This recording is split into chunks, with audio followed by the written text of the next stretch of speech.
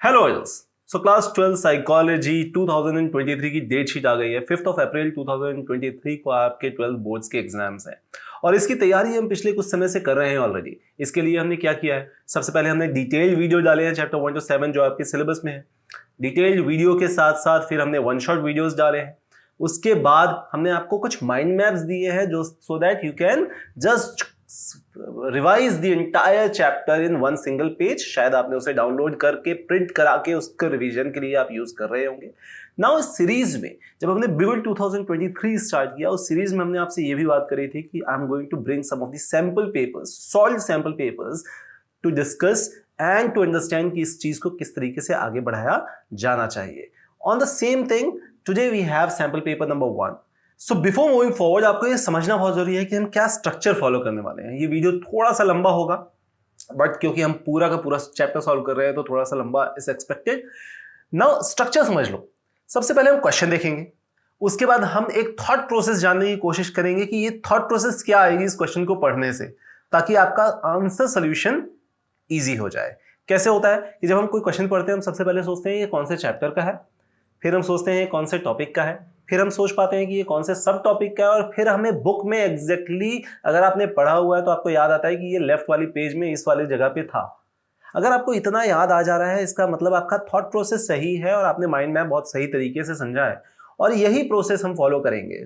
Meanwhile जब भी आप एक क्वेश्चन मैं बताऊंगा आपको सबसे पहले क्या करना है, आपको सबसे पहले करना है कि आपको कमेंट बॉक्स पर लिखना है कि ये क्वेश्चन किस चैप्टर से है। तो चैप्टर नंबर, और अगर चैप्टर नंबर के सामने आप टॉपिक लिख सकते हो तो it's much better. So question number 1 this chapter and this topic, this is how we are going to do. So every question आप क्वेश्चन सुनो, उसके बाद आपने पहले ये एक्सरसाइज करनी है, उसके बाद फिर एक्सप्लेनेशन सुनना है। So this will help you in a revision much better way. So without further adieu let's start.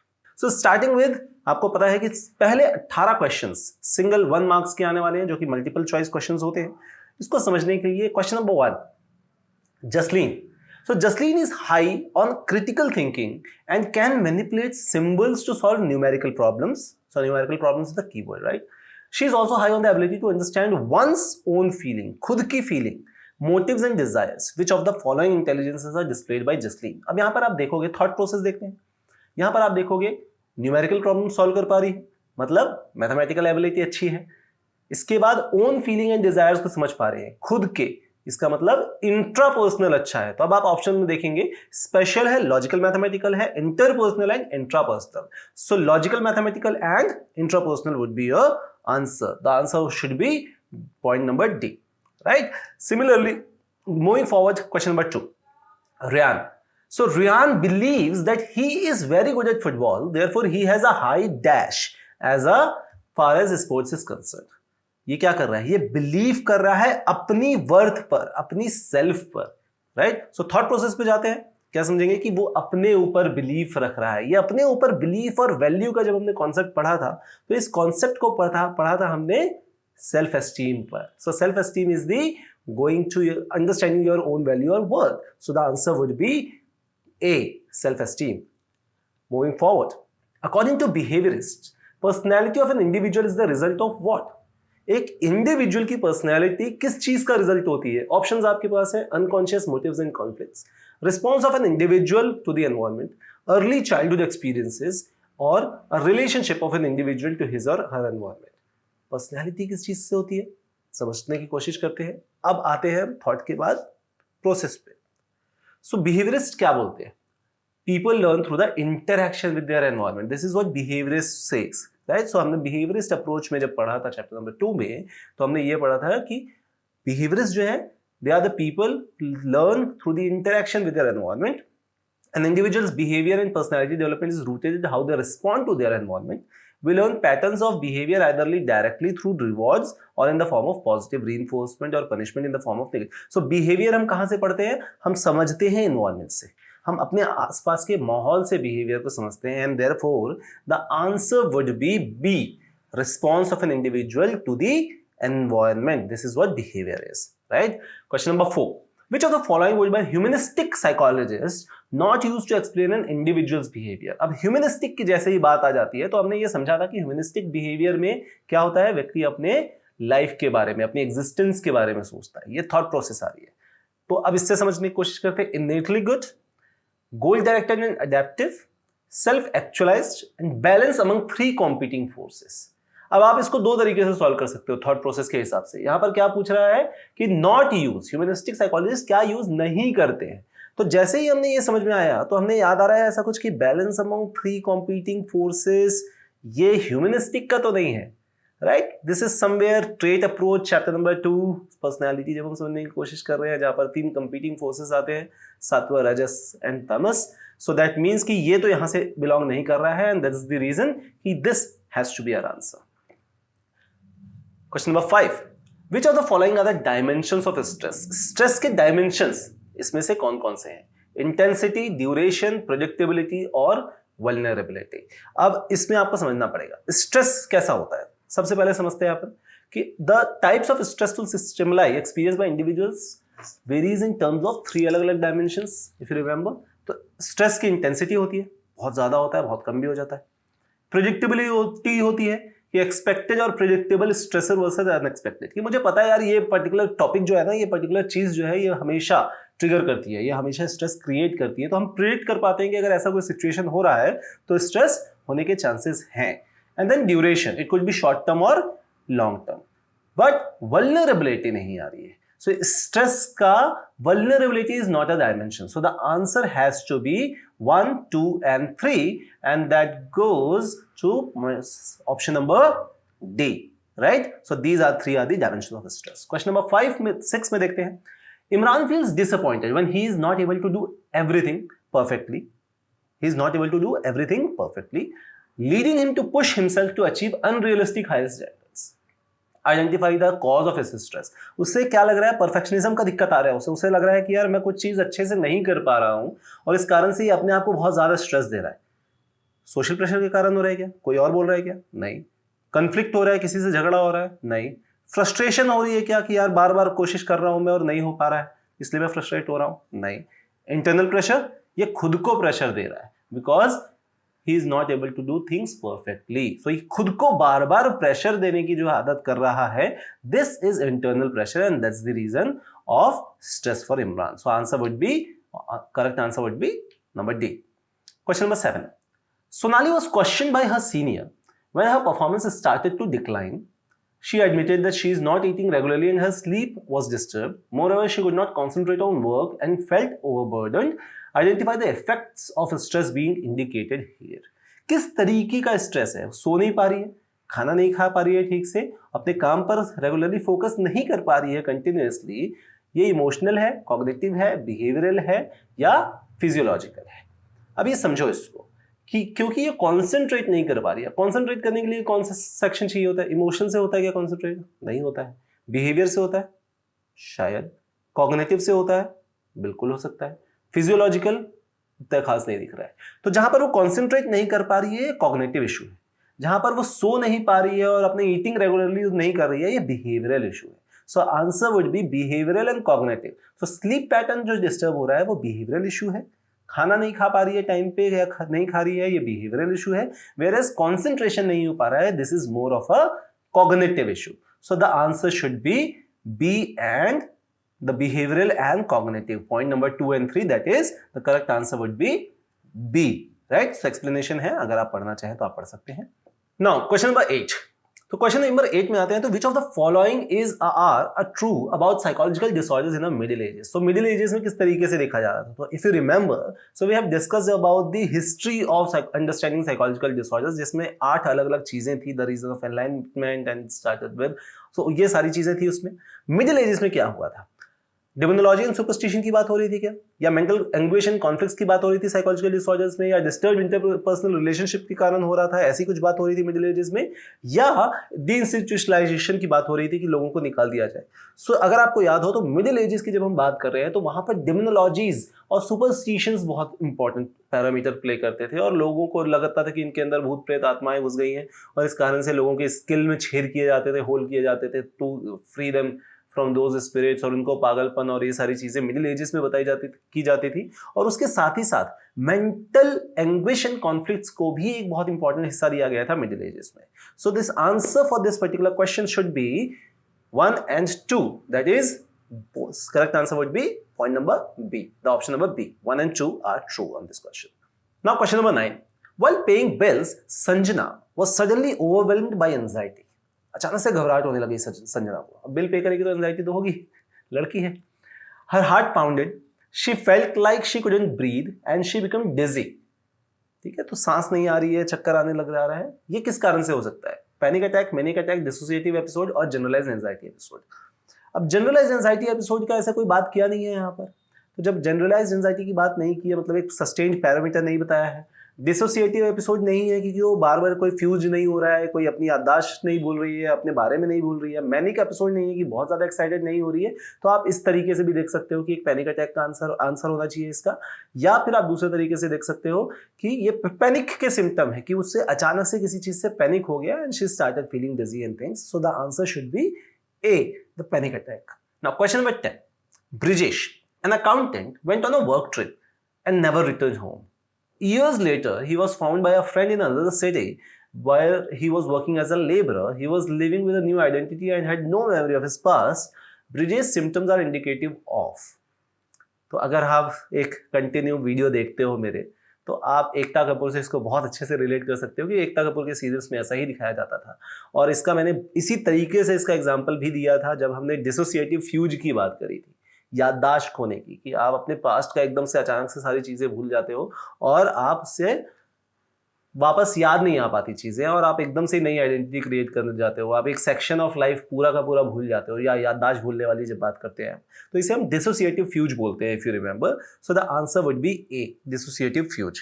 बाकी क्यों नहीं होगा? डिसोसिएटिव आइडेंटिटी की तो बात नहीं हो रही है क्योंकि अलग अलग आइडेंटिटी तो शो नहीं कर रहे हैं. मल्टीपल पर्सनैलिटी डिसऑर्डर नहीं है, स्किज़ोफ्रेनिया जैसे सिम्टम्स नहीं है, याददाश्त खोई है ना यार. डीपर्सनलाइजेशन या डी रियलाइजेशन की एक वहम वाली दुनिया में नहीं रह रहा है, वो अपनी याददाश्त खो चुका है. तो इसे हम डिसोसिएटिव फ्यूज कहते हैं. Moving forward, question number 11. ना यहां पर बहुत सारे लोगों को एक बहुत दिक्कत आ सकती है जब हम असर्शन एंड रीजन की बात करते हैं. देखो 2 या 3 क्वेश्चन आएगा, अगर आप चाहो तो आप छोड़ भी सकते हो, इससे कोई दिक्कत नहीं है अगर आपको नहीं समझ में आ रहा है. बट अगर आप ट्राई करना चाहो तो आप बिल्कुल कर सकते हो. बट थोड़ा सा एक बेसिक साइंस समझ लो कि ए एंड आर में होता क्या है. ना क्वेश्चन क्या पूछ रहा है? In the following question a statement of assertion is followed by a state of reason, mark the correct choice. एक असर्शन दिया जा रहा है और एक उसका रीजन दिया जा रहा है. क्या ये दोनों एक दूसरे से कनेक्ट कर पाते हैं? क्या असर्शन के कारण रीजन हो रहा है या बिल्कुल ही अलग है दोनों चीजें? ये समझ पाएंगे अपन तो बेहतर होगा. असर्शन क्या बोलता है? The principle of reciprocal inhibition. Reciprocal inhibition याद है अपने को? जब हमने बिहेवियरल टेक्निक्स पढ़ा था तो हमने रेसिप्रोकल इनहिबिशन पढ़ा था. States that the presence of two mutually opposing forces at the same time will lead to a stronger force inhibiting the weaker force. So stronger force रह जाएगा और weaker force हट जाएगा. ये हमने पढ़ा है, ये बिल्कुल सही बात है, ये हमने पढ़ा भी है. रीजन क्या हो सकता है इसका? ऐसा उन्होंने बताने की कोशिश की है कि the principle of reciprocal inhibition is a procedure where the client learns to behave in a certain way by observing the behaviour of a therapist. ऐसा तो कुछ शायद थेरेपिस्ट और इस तरीके का तो कुछ हमें याद नहीं आ रहा है जो हमने पढ़ा है, राइट? तो असर्शन अलग हो सकता और रीजन अलग होगा, ऐसा कुछ आपको समझ में आ रहा है अगर आपने एनसीईआरटी पढ़ा है या आपने वीडियोस देखे हैं? तो बहुत सिंपल सा क्वेश्चन है. बट इसमें ट्रिक क्या आ जाती है जब ABCD में आपको डिसाइड करना होता है क्या है. तो सबसे पहले हमने क्या समझा? असर्शन सही है, रीजन गलत है. रीजन ऐसा कोई रेसिप्रोकल इनहिबिशन में ऐसा कोई रीजन नहीं देखने को मिला है. तो A is true whereas R is false. बहुत सिंपल सा है. आई होप कि आपको इसमें कोई बहुत ज्यादा डाउट आएगा नहीं इस क्वेश्चन में. Question number 12. Amit throws temper tantrums every time he goes to the market with his parents. अब अमित जो है वो थोड़ा सा बदमाश बच्चा है, बदमाशी करता है, पेरेंट्स के साथ जाता है, टेंट्रम्स देता है. He insist that they buy him a new toy every time. हर बार एक नया खिलौना चाहिए. Identify the most suitable behaviour technique to modify this unwanted behaviour. अब ये तो आपके साथ हुआ ही है, तो बचपन से आपके साथ हुआ है, तो इसमें तो दिक्कत होनी नहीं चाहिए कि इसका आंसर क्या होगा. टोकन इकोनॉमी, कि पेरेंट्स ने बोला बेटा तू हर बार जाएगा तो मैं तेरे को नहीं बदमाशी करेगा तो हम एक टोकन देंगे. लंबा प्रोसेस है, लंबा प्रोसेस इसमें काम शायद ना करे. एवर्सिव कंडीशनिंग, देख कुटाई वहीं पे कुटाई कर दो, ठीक है. डिफरेंशियल रीइंफोर्समेंट, कि तुम बदमाशी करोगे, इस तरीके के चिल्लाओगे तो तुमको गिफ्ट्स नहीं मिलेंगे, टॉयज नहीं मिलेंगे. बट अगर तुम ठीक ठाक जाओगे, चुपचाप रहोगे, वहां पर बात मानोगे तो आपको गिफ्ट्स मिलने के चांसेस, टॉयज मिलने के चांसेस बढ़ जाएंगे. या सिस्टमेटिक डिसेंसिटाइजेशन, कि एक एक करके सिस्टमेटिकली एक एक चीज करके उसको सिस्टमाइज किया जाए. तो आपको क्या लगता है इसका आंसर क्या होना चाहिए? Just think and tell me so the answer should be, ये हमने पढ़ा भी है आपके बुक में भी, सेम ऑलमोस्ट सेम टाइप का एग्जांपल लिया हुआ है। तो the answer would be differential reinforcement, जहां पर आप अगर बदमाशी करोगे तो आपको ये चीज नहीं मिलेगी, अगर आप बदमाशी नहीं करोगे तो आपको ये चीज मिलेगी, या आप उसको इग्नोर करते हो, पॉजिटिव नेगेटिव रीइंफोर्समेंट दोनों चीजें इसमें एक साथ आ जाती हैं, तो आप डिफरेंशियल रीइंफोर्समेंट ज्यादा बेहतर टेक्निक होगा to handle this particular case. ठीक है, now question number 13। So question number 13 is what is the chief benefit to the client in cognitive therapy. तो जहां पर समझ की बात आ जाती है, कॉग्निशन की बात आ जाती है, दुनियादारी को समझने की, अपने इमोशंस को समझने की, अपने बिहेवियर को समझने की, इस तरीके की जब थेरेपी हम यूज करते हैं तो क्लाइंट को क्या बेनिफिट होता है इससे? Emotional insight is gained and the client is able to change his or her emotions through the towards the conflict. जब प्रॉब्लम आएगी तो वो इमोशनली अपने आप इमोशंस को चेंज कर पाएगा क्या? The client is able to change maladaptive behaviour to adaptive ones. जहां पर भी बिहेवियर की बात आ गई, हम समझ सकते हैं कि ये बिहेवियरल थेरेपी में काम करेगा। The client is able to replace irrational thoughts with rational ones. Cognitive में कहीं ना हमने ये बात करी है कि इररेशनल थॉट्स के कारण प्रॉब्लम्स आती है, right? The client is able to achieve personal growth which leads to understanding oneself. ये हमने ह्यूमनिस्टिक पर बात की है। अगर आपको जीवन से कुछ चाहिए और वहां पर प्रॉब्लम आ रही है तो ये जनरली ह्यूमनिस्टिक अप्रोच के अंदर आ जाएगा। सो the answer should B the client is able to replace irrational thoughts. So cognition is all about irrational thoughts and beliefs. So वहां पर वो बंदा जो है वो उसको rationalize कर पाएगा और rational thought के साथ replace कर पाएगा। ये एक chief benefit होगा cognitive therapy के अंदर। Now again assertion the reason का question है, तो assertion क्या बोलता है कि we assign causes to the behavior shown in specific। तो पहला आंसर क्या हुआ? पहले हमें ये चेक करना है कि ये true है या false है। So we assign causes to the behavior shown in specific social situations. This process is called attribution. सही है, true है। We are also interested in why people behave in ways they do. Therefore we assign a causes to the behavior. इस कारण से तो हम cause behavior के साथ cause को assign करते हैं ना, क्योंकि हम जानना चाहते हैं। मतलब reason भी सही है। इसका मतलब C और D तो आंसर नहीं होगा। अब आंसर आएगा A और B में कि A R दोनों सही है and R is the either a correct explanation or the incorrect explanation of A. तो यहां पर क्या आएगा कि जब भी हम एट्रीब्यूशन की बात करते हैं तो we are also interested to understand कि why people behave in certain ways. और इसीलिए तो एट्रीब्यूशन को वही तो बताया गया था कि वी असाइन कॉजेस। हम कॉज क्यों दे रहे हैं? बिकॉज हम उनका बिहेवियर समझना चाह रहे हैं।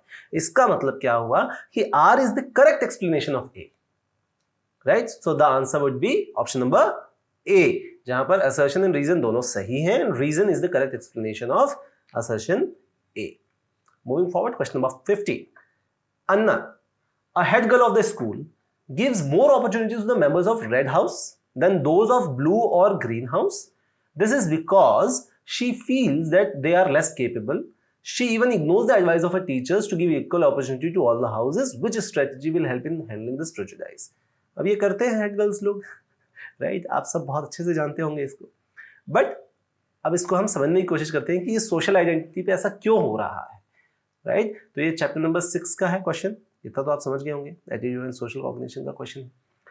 Highlighting group identity rather than individual identity, ये कर सकते हो आप। Increasing her attention with the members of all the houses, keeping the red house members higher in power of status, और creating environment for all the houses to meet in a competitive rather than cooperative context. अब इन चार चीजों में कौन सी strategy आप use करोगे? तो क्या होना चाहिए यहां पर? इट हैज टू बी, जब सारे ही मेंबर्स इंटरैक्ट करेंगे तो हमने ये पढ़ा भी है कि भैया प्रेजुडिसेस को किस तरीके से कम किया जा सकता है। उसमें 4 पॉइंट्स हमने पढ़े हैं और हमने उसमें पढ़ा था कि अगर हम इनको कनेक्ट कर दें तो इनका इंटरेक्शन जो है वो ज्यादा बेहतर होगा टू अंडरस्टैंड, टू कोहेसिवनेस बढ़ाने के लिए, एक दूसरे को समझने के लिए और प्रेजुडिस कम करने के लिए एक बहुत अच्छा तरीका यूज किया जा सकता है। Therefore increasing her interaction with the members of all the houses, तो बाकियों से भी उसका कोहेसिवनेस, बाकियों से भी उसकी दोस्ती अगर बन जाएगी तो she will give an equal opportunity to each and every student, right? Moving forward, question number 16. Which one of the following is not a feature of an attitude? जैसे ही हमने एटीट्यूड वर्ड पढ़ा तो हमने सबसे पहले याद आ गया कि चैप्टर नंबर 6 का क्वेश्चन होगा ये। Not a feature of an attitude, attitude के क्या फीचर नहीं होते हैं? तो हमने 4 फीचर्स पढ़े थे एटीट्यूड के अंदर, centrality, cognitive, affective and behavioural. ABC effects, ABC feature, ऐसा कुछ आपको याद आ रहा होगा। तो जब एबीसी याद आएगा आपको तो इफेक्टिव, बिहेवियरल, कॉग्निटिव, ये आपको याद आ गया, मतलब centrality is not the feature, right? Simple. Question number 17. Now, question number 17.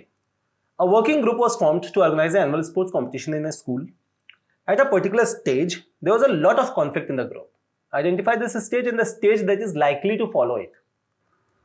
तो अगर आपको याद आ रहा हो, जब हमने इसको पढ़ा था स्टेजेस ऑफ ग्रुप फॉर्मेशन, तो हमने पढ़ा था क्या था? Forming, storming, norming, performing and एडजर्निंग। ये 5 स्टेजेस पढ़े थे हमने। तो ये कॉन्फ्लिक्ट कब होता है? कॉन्फ्लिक्ट तब होता है जब हर व्यक्ति कुछ ना कुछ समझने की कोशिश करेगा, भैया मैं क्या करूंगा, मैं ये करूंगा, मैं ये नहीं करूंगा, मुझे ये अथॉरिटी चाहिए, मुझे ये अथॉरिटी नहीं चाहिए। मतलब कि जब स्टॉर्मिंग हो रहा है, ब्रेन स्टॉर्मिंग हो रहा है कि कौन क्या करेगा, किस तरीके से काम होगा, उस समय कॉन्फ्लिक्ट होने के चांसेस बहुत ज्यादा हो जाते हैं। तो इसका मतलब the answer has to be the group was at the storming stage followed by the norming stage. Norming stage के उसके बाद नॉर्मिंग स्टेज आ रहा है स्टॉर्मिंग के बाद, right? Moving forward, question number 18, the last MCQ, again assertion and reason का question आता है। तो हम क्या करेंगे, पहले A को पढ़ेंगे, ट्रू है तो ट्रू लिख देंगे, फॉल्स है तो फॉल्स लिख देंगे, फिर B को पढ़ेंगे, ट्रू है तो ट्रू लिखेंगे, फॉल्स है तो फॉल्स लिखेंगे, ठीक है? Situation and circumstances in which one is placed influence one's behavior. ऐसा होता है क्या? Situation and circumstance in which one is placed influence one's behavior. ऐसा होता है? Right, बिल्कुल होता है ऐसा। The situation influences are so powerful that individuals with similar personality traits respond to them in almost the same ways. क्या हर तरीके के लोग सेम तरीके से सेम वेज में उसको परफॉर्म कर पाते हैं? नहीं करते हैं, राइट? सो मतलब कि रीजन जो है वो फॉल्स हो गया। तो जैसे ही हमने ये समझा कि असर्शन ट्रू हो गया, रीजन फॉल्स हो गया, तो सीधा सीधा हमारा आंसर बन जाता है सी, कि assertion A is true but reason R is false. ठीक है, तो the correct answer is C. Now so यहां तक हुई बात सेक्शन नंबर ए की, जहां पर हमने बात करी है मल्टीपल चॉइस क्वेश्चंस की। अब आगे बढ़ते हैं और हम बात करेंगे वेरी शॉर्ट आंसर टाइप के questions. So very short answer type के क्वेश्चंस आते हैं 2 नंबर के। अब 2 नंबर के क्वेश्चन में आपको कितना ही लिखना होगा, 2 line, 3 line, 4 line, maximum 5 line. आप उससे ज्यादा तो लिखोगे नहीं, बट उसमें क्या चीजें इंपॉर्टेंट है, उसमें कीवर्ड्स इंपॉर्टेंट है। तो आपको क्वेश्चन पढ़कर उस कीवर्ड्स को रखना पड़ेगा, उसके बाद अगर आप चाहो तो उसको थोड़ा सा एक्सप्लेन कर सकते हो। Question number 19, Ivan experiences distress and is constantly complaining of snakes crawling inside his stomach. याद आ रहा है, हमने बहुत अच्छे से स्किज़ोफ्रेनिया में इस चीज को डिस्कस किया था। ठीक है, identify the disorder and the symptom that Ivan is experiencing. Explain any one negative symptom of this disorder. ये कौन सा डिसऑर्डर है? जहां पर उसे हेलुसिनेशन हो रहा है कि उसके शरीर के अंदर कुछ चल रहा है, और इसको हमने एक एक्सप्लेन करने के समय में पॉजिटिव सिम्टम ऑफ स्किज़ोफ्रेनिया का नाम दिया था। और इसके अंदर में भी ये कहां पर आ रहा था? सोमैटिक हेलुसिनेशन के अंदर, राइट? तो सोमैटिक हेलुसिनेशन क्या होता है? जहां पर एक व्यक्ति को ऐसा लगता है कि उसके शरीर के अंदर कुछ चल रहा है। और ये पॉजिटिव सिम्टम क्यों है? क्योंकि एक्सेस थॉट्स, एक्सेस इमोशंस आ रहे हैं, इसलिए पॉजिटिव है। तो ये आ गया आपका। तो जब आप थॉट प्रोसेस में जाओगे तो आप क्या लिखोगे? स्किज़ोफ्रेनिया है, पॉजिटिव सिम्टम है, सोमैटिक हेलुसिनेशन है। क्वेश्चन नंबर 2 उसी पार्ट में क्या दिया हुआ है कि स्किज़ोफ्रेनिया के नेगेटिव सिम्टम्स बता दो। तो अब आपको याद आएगा कि आपने नेगेटिव सिम्टम्स में क्या पढ़ा था? Allergy and quality of speech पढ़ा था, ब्लंटेड इफेक्ट पढ़ा था, और फ्लैट इफेक्ट पढ़ा था, that is completely absence of emotions. तो यहाँ पर क्या बोला, क्वेश्चन में क्या बोला हुआ है कि 1 नेगेटिव सिम्टम आपको बताने हैं डिसऑर्डर का, तो आप इन तीनों में से कोई भी एक चीज लिख सकते हो। either quality of speech, blunted effect which is less emotion, and flat effect which is absence of emotion. तो आप इसमें से कुछ भी लिख सकते हो। एक्सप्लेनेशन नीचे लिखा हुआ है, if you want you can just go through it. ठीक है, थॉट प्रोसेस आपको समझ में आया, आपको क्या सोचना है क्वेश्चन पढ़ने के बाद, और उसके बाद अगर आप उसको आंसर लिखना चाहो तो किस तरीके से वो आंसर लिखोगे आप। ठीक है, moving forward, question number 20, Fatima communicates her feelings and views clearly with confidence. She could say no to a request or state an opinion without being self-conscious. Which life skill is she using? Suggest 2 more life skills that can help Fatima meet the challenges of life successfully. Question पढ़ा आपने, सबसे पहले thought क्या आई आपके पास? ये कौन से chapter का है? ठीक है, तो फातिमा जो यूज कर रही है वो है असर्टिवनेस। ठीक, तो असर्टिवनेस यूज करिए। इसके 2 और स्किल्स क्या हो सकते हैं? टाइम मैनेजमेंट है, सेल्फ केयर है, इंप्रूविंग रिलेशनशिप है, ओवरकमिंग अनहेल्पफुल हैबिट्स है। ये सारी चीजें इसी के एग्जांपल्स और सेक्शंस हैं। ठीक है, अब इसको आप एक्सप्लेन कर सकते हो that Fatima explains an important skill known as assertiveness. Being assertive means to stand her own ground, communicate confidently, say no to a request without any hesitance, and state your opinions without feeling self-conscious. Assertive people stand up for their rights as well as for others. And there are 2 sections, time management और self care। अगर आप चाहो तो आप उसको थोड़ा सा explain कर सकते हो, right? Question number 20 which is optional question.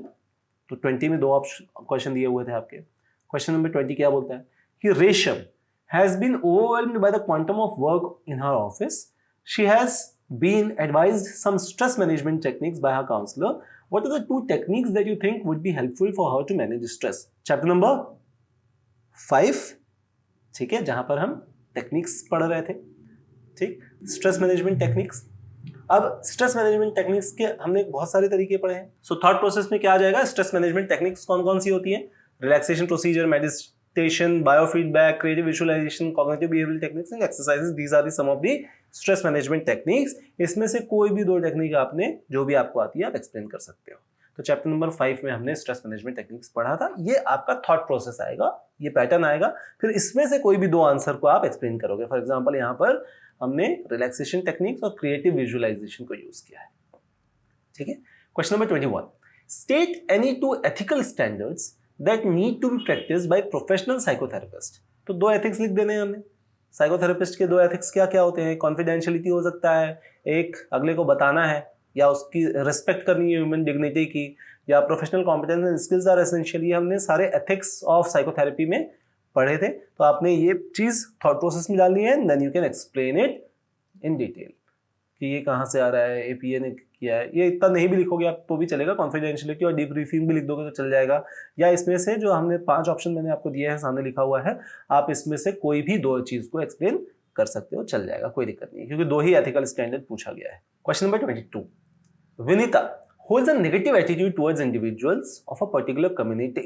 Chapter number 6 or 7, remember discrimination की हम यहाँ पर बात कर रहे थे। She avoids interacting, helping them in college. Identify and explain the behavior being exhibited by Vinita. तो साफ साफ दिख रहा है कि डिस्क्रिमिनेशन है। क्यों? क्योंकि नेगेटिव एटीट्यूड है टुवर्ड्स अ पर्टिकुलर कम्युनिटी, एक कम्युनिटी के खिलाफ उसका नेगेटिव एटीट्यूड है, डिस्क्रिमिनेशन है। दूसरा, इसी को थॉट प्रोसेस में आप देख सकते हो कि प्रेजुडिस जो होता है वो भी डिस्क्रिमिनेशन में बन सकता है, वो बदल सकता है। प्रेजुडिस मतलब भेदभाव जो है वो डिस्क्रिमिनेशन के लिए कि अब तेरे को नहीं देंगे हम कोई भी चीज। तो behavioural component where people behave in a less positive way towards a particular target group compare to another group with their favour. तो आप इसको डिस्क्रिमिनेशन को थोड़ा सा डिटेल में डिस्क्राइब कर सकते हो। अगर उसमें एक एग्जांपल डाल सकते हो कि इन this case Vinita is saying holding a particularly negative attitude towards the community for no reason, which ultimately progresses and causes her to avoid interacting or helping the members of that community. This means that Vinita is discriminating against that particular community. Just उसी question को हम थोड़ा सा detail में explain कर दिया है with our answer. Right? Question number 23. Explain any 2 elements of a group structure. So group हमने कहाँ पर पढ़ा था? आपको याद हो रहा होगा, ठीक है? तो चैप्टर नंबर आप बताएंगे मुझे। चैप्टर नंबर याद कीजिए जब हमने ग्रुप स्ट्रक्चर पढ़ा था, ठीक। एलिमेंट्स अगेन, तो सोशल के अंदर हमने एलिमेंट्स पढ़े थे कि यार कुछ कुछ एलिमेंट्स होते हैं जब ग्रुप स्ट्रक्चर बनाया जाता है, कुछ रोल्स दिए जाते हैं, कुछ नॉर्म्स होते हैं, स्टेटस होते हैं, कोहेसिवनेस होता है। ये 4 चीजें होती है। तो आप इसमें से कोई भी 2 एलिमेंट को डिटेल में डिस्क्राइब कर सकते हो। ये थॉट प्रोसेस है, जो व्हाइट बॉक्स है ये थॉट प्रोसेस है कि आपको सोचना क्या है कि कौन से चैप्टर का, किस टॉपिक का, इसमें 2 एलिमेंट्स क्या थे ग्रुप स्ट्रक्चर के, roles, norms, status and cohesiveness. यहाँ से आप आगे बढ़ सकते हैं और किसी भी 2 चीजों को आप डिटेल में डिस्क्राइब कर सकते हैं। आगे बढ़ते हैं चैप्टर क्वेश्चन नंबर 24 पे। So Kirti is of average intelligence, but is high on the ability to appraise, express and regulate her emotions. So अपनी emotions को बहुत अच्छे से regulate कर पाती है। तो जैसे ही emotions को regulate कर पाना मतलब emotional intelligence हो गया। Identify the intelligence that she exhibits and why it is receiving so much attention these days. अब यहाँ पर आपको अपनी thought process डालनी है थोड़ी सी, भैया emotional intelligence को इतनी importance क्यों दी जा रही है, ठीक है। Suggest some ways to enhance this kind of intelligence of students in schools. अब इमोशनल इंटेलिजेंस को बढ़ाया कैसे जाए, तो जैसे ही आपने ये समझा तो आपने समझा कि चैप्टर नंबर 1 का इमोशनल इंटेलिजेंस का क्वेश्चन है। इमोशनल इंटेलिजेंस का एक सेक्शन पढ़ा था हमने, भैया इमोशनल इंटेलिजेंस होता क्या है, उसको कैसे बढ़ाया जा सकता है, उसका क्या सेक्शंस होते हैं। सो आपको सोचना क्या है कि ये इमोशनल इंटेलिजेंस है और इसको किस किस तरीके से आप बेसिक कोई भी थॉट प्रोसेस अगर आपके अंदर है तो आप उसको यूज कर सकते हो। एक जनरल आपको आंसर यहाँ पर दिया हुआ है कि that receiving attention eight it helps students to deal with the stress and challenges of the outside world, benefits their academic achievements, reduces antisocial activities. So emotional intelligence क्या होता है? Emotional intelligence is basically how you regulate your emotions as per the need or demand of the situation. तो आप regulate कैसे कर पाते हो, ठीक है, दैट इज इमोशनल इंटेलिजेंस। इसको बढ़ाने के क्या क्या तरीके हो सकते हैं, जितने आप चैलेंजेस लाइफ में बहुत फेस करोगे उससे बाहर निकलोगे, लोगों का कॉपरेशन आपको मिलेगा तो आपकी इमोशनल इंटेलिजेंस अच्छी हो जाएगी। आप टफ सिचुएशंस को झेलोगे तो आपकी इमोशनल इंटेलिजेंस थोड़ी सी बेहतर हो जाएगी। आपकी फैमिली किस तरीके से आपको बड़ा करती है, आपको किस तरीके से चैलेंजेस के लिए तैयार करती है, आपका सोशल सपोर्ट किस तरीके से आपको मिला हुआ है, आपका जब डिप्रेस्ड मूड था तब आपको किस तरीके से आपने उस डिप्रेशन वाले मूड को किस तरीके से हैंडल किया, ये सारी चीज़ें मिलजुल कर आकर बनती हैं और ये बताती हैं कि आप अपने इमोशनल इंटेलिजेंस को किस तरीके से इन्हांस कर सकते हो। और इसी चीज़ को फिर आप चाहो तो आप डिटेल में डिस्क्राइब कर सकते हो कि there are several ways to enhance this kind of intelligence. So teach students ways to regulate their emotions and work on various strategies to control their emotions, जो जनरली मैं करता हूँ स्कूल के अंदर, to teach them about emotions, कि emotions होता क्या है, उसको किस तरीके से हैंडल किया जाता है, दुनियादारी क्या होती है, और ये सारी चीज़ें। Allow students to participate in activities and programs that teach and encourage cooperative behaviors. जब आप एक दूसरे की मदद करने की कोशिश करते हो तो आप एक इमोशनल कनेक्ट बनाने की कोशिश करते हो और एक दूसरे के इमोशंस को समझ पाते हो। And allow students to save space to make mistakes and learn from their mistakes. It is very important to do mistakes. Keep doing mistakes and learn from your mistakes. That will help you to regulate your emotions much better rather than just getting into failure once you get into it. Right? So these are the answer. This can be answer. Question number 25. Explain major depressive disorder. तो MDD क्या होता है? Major depressive disorder chapter number 4 में हमने MDD पढ़ा था, major depressive disorder, depression के बारे में पढ़ा था, chapter number 4 if you remember. State the factors which predispose an individual to depression. Depression में कैसे लेकर जाते हो, कुछ फैक्टर्स बताओ जिससे व्यक्ति उस पर जाता है। ठीक है, तो ये भी हमने पढ़ा था। एमडीडी क्या होती है, इसको आप एक बार डिस्क्राइब कर सकते हो। ठीक है, the period of depressed mood और लॉस ऑफ इंटरेस्ट और pleasure in most activities, change in body weight, constant sleep problems, tiredness, inability to think clearly, agitation, greatly slowed behavior, thoughts of suicide and death. These are the problems that generally happens when you get into MDD.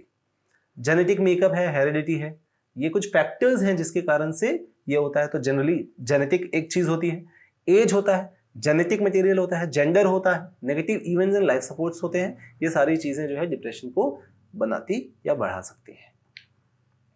Right, तो इसको आप चाहो तो बहुत अच्छे से आराम से डिटेल में डिस्क्राइब कर सकते हो।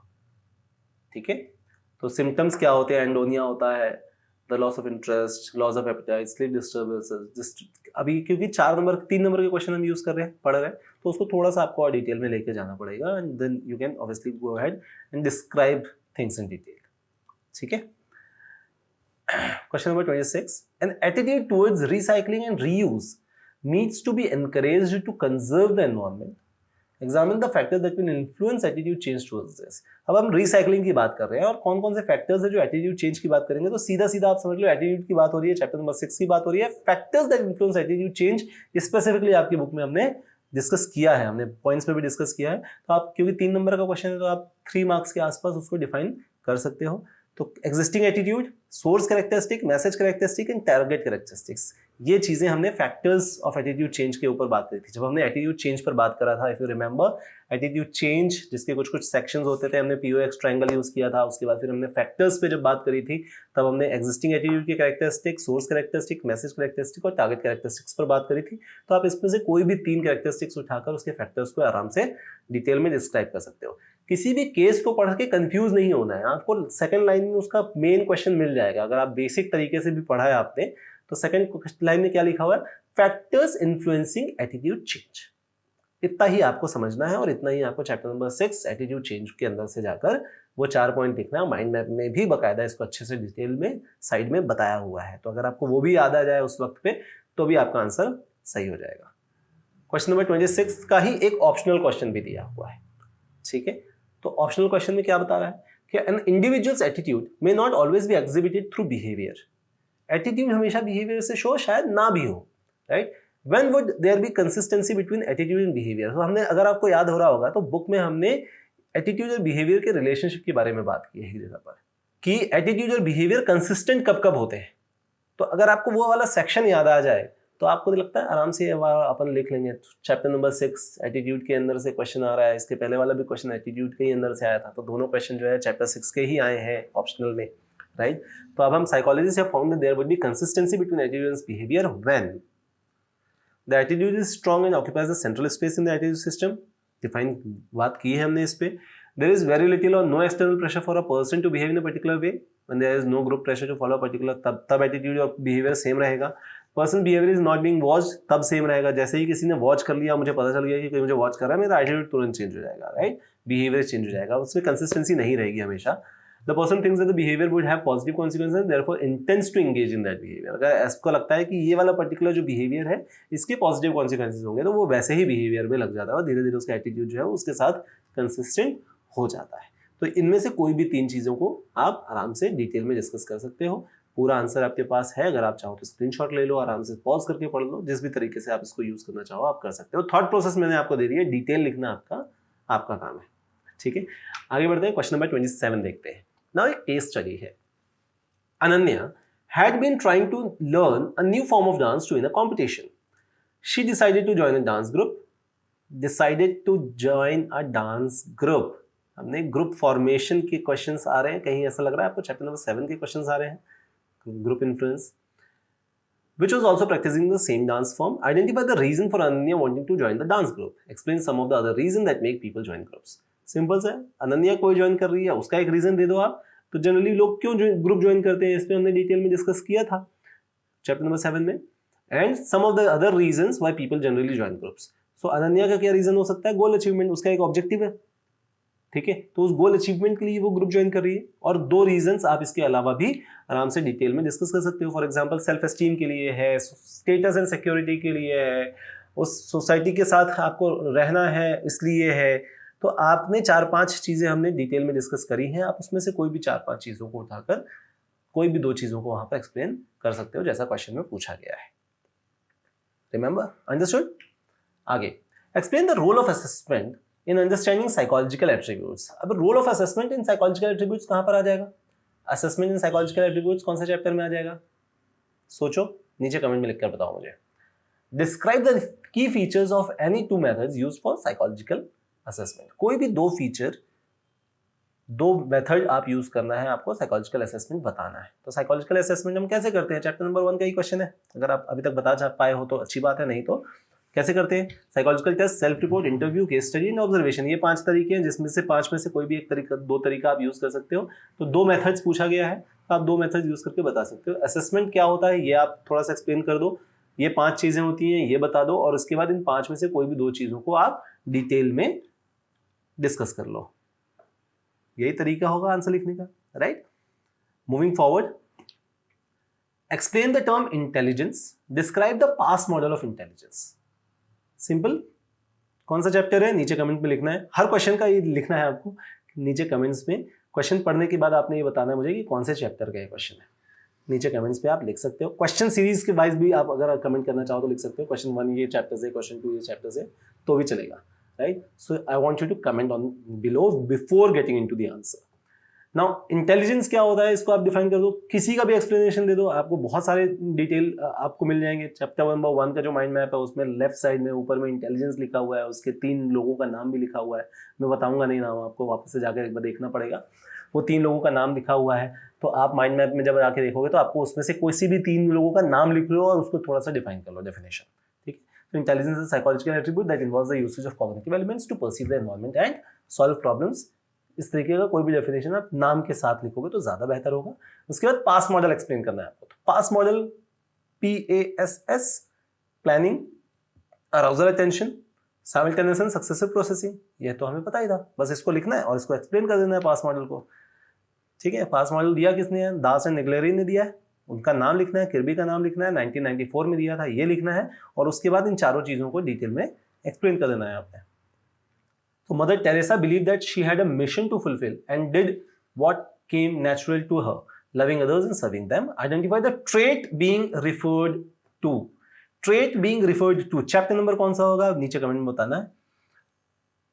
To hear by Gordon Allport. Gordon Allport, ये नाम से भी आप समझ पाओगे कि कौन से चैप्टर का है या किस टॉपिक के बारे में बात कर रहे हैं। And how it affects a person's behavior. Distinguish it from other traits given by him.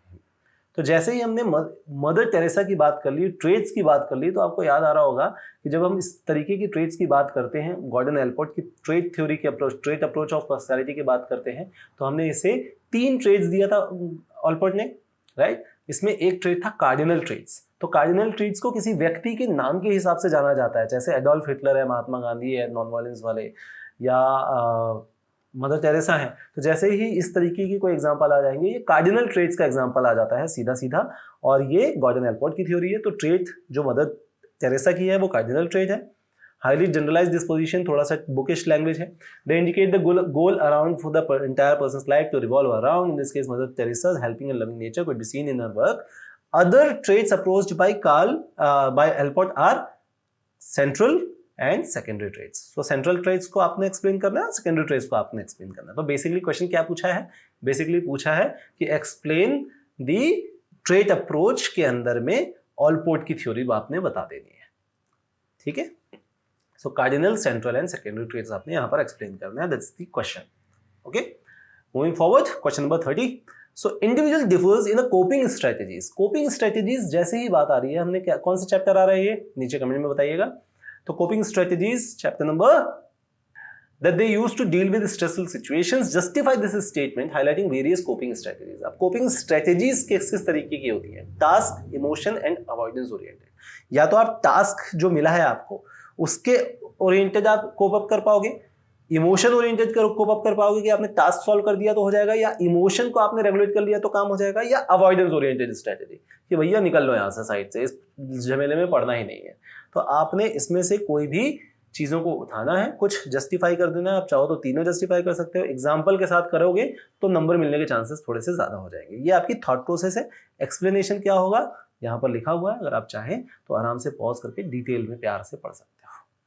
ठीक है, moving forward, question number 31।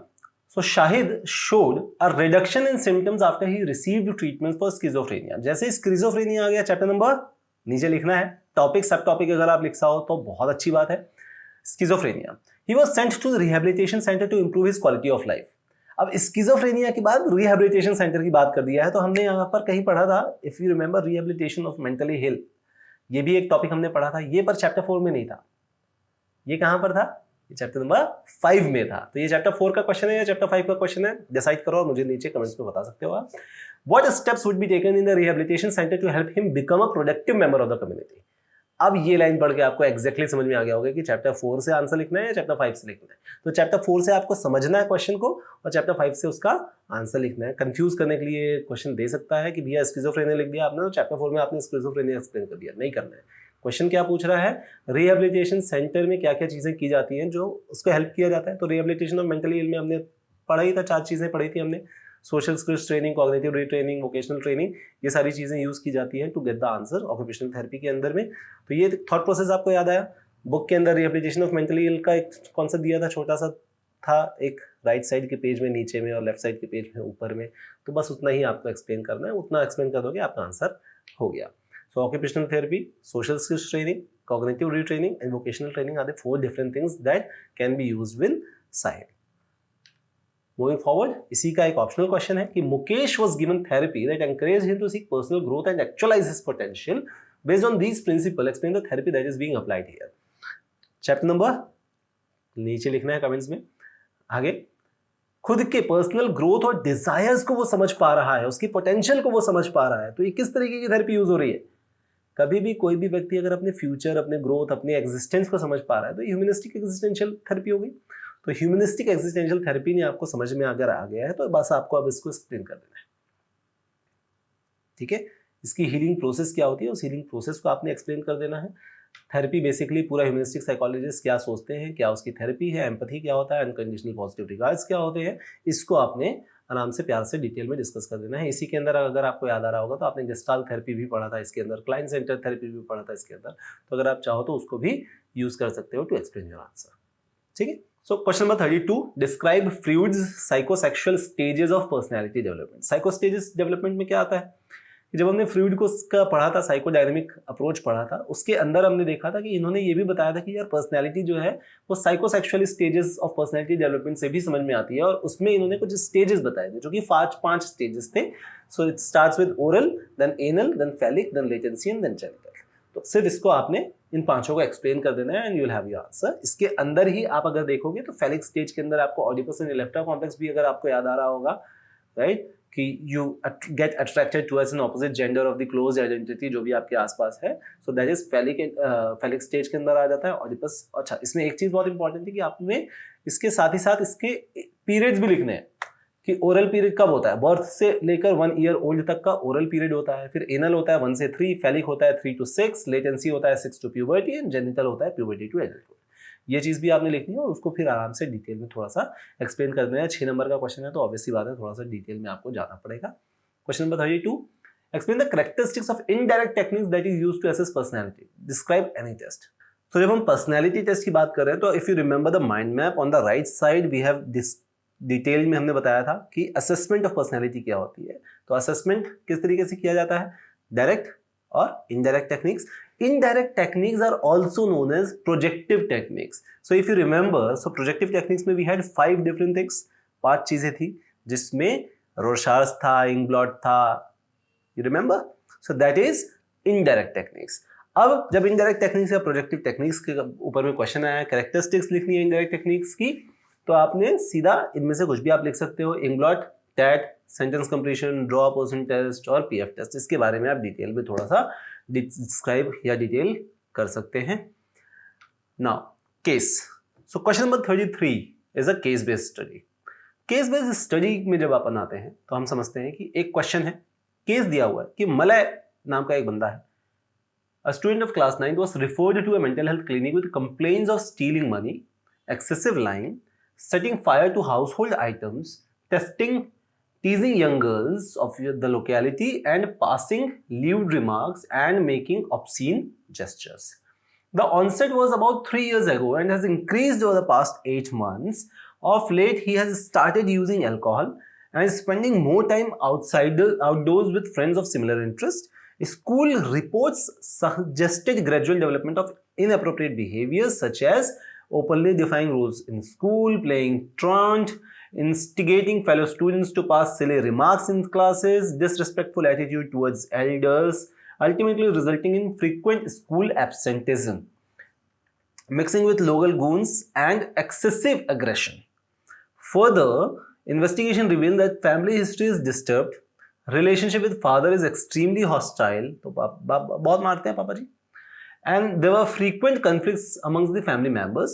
Birth and developmental milestones are normal. So birth और developmental milestones जो है वो जिस एज में जैसा होना चाहिए था वैसा हुआ है। सो ये एक केस है, क्लास 9 का बच्चा है, बहुत नॉर्मल। आपने देखा होगा अपने आसपास किस तरीके के केसेस आपको मिलेंगे। हम इस केस को डायग्नोस करके और उसके कुछ क्वेश्चंस जो पूछा गया उसको समझने की कोशिश करते हैं। सबसे पहले आप समझिए कि ये पूरा का पूरा जो हॉस्टाइल, एग्रेशन और जो स्पेसिफिक कीवर्ड्स आप इसमें देखिएगा, teasing young girls, setting fire to household items, excessive lying, stealing money, disrespectful attitude, ये सारी चीजें क्या शो कर रही है, कौन सा बिहेवियर शो कर रही है? ये बेसिकली एक action related, behaviour related disorder create कर रही है। और क्योंकि इसमें चीजों को तोड़ने फोड़ने की चीजें हैं, जलाने की चीजें हैं, डिसरेस्पेक्ट है, तो ये बेसिकली, और कहीं लिखा हुआ है तो frequent conflicts among the family members, तो ये सारी चीजें हमें किस तरफ इशारा कर रही हैं कि the disorder is more of a conduct, क्योंकि एक एक्शन, एक बिहेवियर एसोसिएट हो रहा है, तो the disorder is conduct disorder. ठीक है, so this is a normal case, we generally see this in the age of this particular 15-16 years of. बहुत सारे ऐसे केसेस हमें देखने को मिलते हैं, in most of the cases we find out कि the reason is somewhere lying in the family structure. In most of the cases we see this. Now question ये बनता है कि ये जो पूरा इसके सिम्टम्स हैं ये किस डिसऑर्डर की तरफ आइडेंटिफाई करते हैं। तो क्वेश्चन भी इसमें ऐसे ही बनता है। क्वेश्चन नंबर 33 जो है is the identify the disorder Malay is exhibiting, distinguish it from ADHD, attention deficit hyperactivity disorder. अब ये जो डिसऑर्डर क्रिएट हो रहा है मलय के अंदर is because of the symptoms that we can see is because of hostile nature, because of tantering, because of लोगों को परेशान करना, टीचर्स को डिनाई करना, ये सारे जो सिम्टम्स आ रहे हैं एज इनअप्रोप्रिएट सिम्टम्स हैं या एज इनअप्रोप्रिएट बिहेवियर्स हैं, and these symptoms are direct symptoms of conduct disorder because there is a behaviour associated, right. और वो इसको सही प्रूव करने की कोशिश नहीं कर रहा है, वो ये नहीं बोल रहा है कि मैं जो कर रहा हूँ सही कर रहा हूँ, राइट। तो अगर उसमें ये वर्ड आ जाता कि वो जो बोल रहा है कि मैं जो कर रहा हूँ वो सही कर रहा हूँ, उसमें मुझे कुछ भी गलत नहीं लगता, that would have been an another kind of disorder name as ODD, opposition defiant disorder, whereas here it's a behavioral problem and this disorder is known as conduct disorder. तो thought process में क्या करना है अपने को? सबसे पहले chapter number 4, सो chapter number 4 में कंडक्ट डिसऑर्डर आता है। कंडक्ट डिसऑर्डर में थॉट प्रोसेस में अपने को जानना है कि अच्छा कंडक्ट डिसऑर्डर होता है, एज इनएप्रोप्रिएट बिहेवियर होता है, और बाकी जो इसमें सिम्टम्स दिए हुए हैं सेम सिम्टम्स आप लिख सकते हो। तो एक थॉट प्रोसेस आपने बना ली। दूसरा क्वेश्चन इसी में पूछा हुआ है कि how it is different from ADHD, right. तो आपने क्या लिखा है यहाँ पर, कंडक्ट डिसऑर्डर, ADHD लिखा। कंडक्ट डिसऑर्डर जो होता है वो बेसिकली बिहेवियरल डिसऑर्डर है, ADHD जो है बेसिकली न्यूरल डेवलपमेंट डिसऑर्डर है। कंडक्ट डिसऑर्डर के characterized by symptoms such as disruptive, violent and aggressive. ADHD is more of a focus में इनएबिलिटी, इंस्ट्रक्शन फॉलो करने में जो प्रॉब्लम्स आती है, that is ADHD, right. So Malaya is exhibiting a serious type of behavioral disorder as a conduct disorder that occurs in children and teens. A child with this behavior may display disruptive, disorderly and rowdy behavior. Children with this disorder have problems in complying to the rules and regulations. They exhibit violation to the rules, violent, aggressive and destructive behavior. इसी में question number 34 है, the symptoms that Malaya is exhibiting are different from the symptoms of oppositional defiant disorder. अभी just हमने ODD की बात करी थी. Justify this statement. How would a socio-cultural model help us to understand Malaya's behavior? तो इस पूरे behaviour में सोशियो कल्चरल मॉडल कितना इम्पैक्ट कर रहा है उसके कंडक्ट डिसऑर्डर में, and how is different from ODD. So ODD is when a person says कि ओके मैं जस्टिफाई करने की कोशिश कर रहा हूँ, so justifying their behaviours as reaction to circumstances और एनी रेलेवेंट पॉइंट, कि इनके कारण से, क्योंकि घर वाले ऐसा करते हैं इसलिए मैं ऐसा कर रहा हूँ, ये सारी चीजें. तो ऑपोजिशनल डिफाइंट डिसऑर्डर का मतलब होता है कि जो भी ऑपोजिट में खड़ा हुआ है उसको डिफाइंट करने के लिए, मतलब उसको नीचा दिखाने के लिए या उसको गलत साबित करने के लिए वी बिहेव सर्टेन वे. तो दूसरे को गलत साबित करने के लिए जब हम डिफाइन करते हैं, कोई बिहेवियर करते हैं, तो हम उसे ODD बोलते हैं. वेयरएज यहाँ पर ऐसा कुछ नहीं हो रहा है. यहाँ पर क्या हो रहा है, because of family structure, because of the societal structure, because of लोगों से जो उसकी दोस्ती हो गई जिन लोगों से, उसके साथ कनेक्ट होने के कारण से जो डिसऑर्डर क्रिएट कर रहा है वो कंडक्ट डिसऑर्डर है. And this is how it is different from ODD. No socio cultural model से कैसे समझ में आएगा, तो हमने क्या चीज समझी कि यहाँ पे कि फादर हॉस्टाइल नेचर के हैं, जिस सोसाइटी में रहता है वहां पर भी थोड़ी सी प्रॉब्लम आ रही है, जो फैमिली वाले हैं उनसे भी बीच बीच में बहस होते रहती है या झगड़े होते रहते हैं. तो ये सारी चीजें क्या कर रही है, ये उसके फ्यूल कर रही है उसके इस कंडक्ट डिसऑर्डर को, कि इनसे मेरे को मतलब ही नहीं है, इन घर वालों से, इन सोशो कल्चरल मॉडल से मुझे मतलब नहीं है और ये मुझे परेशान करने के लिए ही काम करते हैं. So rather than I will go to that those people जहाँ पर मुझे सुना जाता है, जहाँ पर मुझे मज़ा आता है, जहाँ पर जो मेरी बातें सुनते हैं, जो मुझे सपोर्ट करते हैं, जो भी मैं कर रहा होता हूँ उसमें. तो basically at the end of the day every person wants to get into the ऐसी जगह पर, ऐसे लोगों के साथ जहाँ पर मेरी सुनी जाती है. This is basic human emotional need, right. So this is the question. Now next understanding, तो आप उसको और अच्छे से डिफाइन कर पढ़ सकते हो कि disorder is most diagnosed in childhood and uncooperative disobedient. The social cultural model given by Vygotsky will explain about the family history as disturbed and conflicts among family members and Malaya's abusive relationship with his fathers and things like that.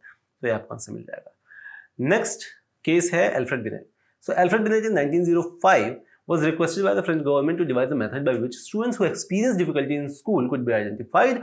Binet and his colleague Theodore Salmon began developing questions that focused on areas not explicitly taught in school those days, such as memory, attention skills related to problem solving. Using these questions, Binet determined which were the ones that served as the best predictors of school's success. Binet quickly realized that some children was able to answer more advanced questions than other children were generally able to answer and vice versa. Based on this observation, Binet suggested the concept of mental health or the measure of intelligence based on the average abilities of children of a certain age group. The first intelligence test is referred to as the Binet-Simon scale test. So it is an intelligence test, right?